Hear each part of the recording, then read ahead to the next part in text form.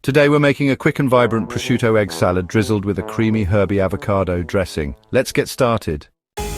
You'll need eggs, prosciutto, mixed greens, and for the dressing, avocado, fresh parsley, chives, dill, lemon juice, olive oil, garlic, plus salt and pepper.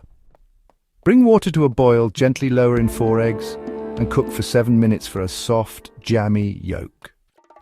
While eggs cook, tear 4 slices of prosciutto into strips. Place 4 cups of mixed salad greens in a large bowl as the salad base. In a blender, add 1 ripe avocado, 2 tablespoons parsley, 1 tablespoon each chives, and dill, 2 tablespoons lemon juice, 1 clove garlic, 3 tablespoons olive oil, salt and pepper. Blend until smooth. Arrange the greens in your serving bowl, sprinkle shredded prosciutto, then neatly halve the soft-boiled eggs and place on top.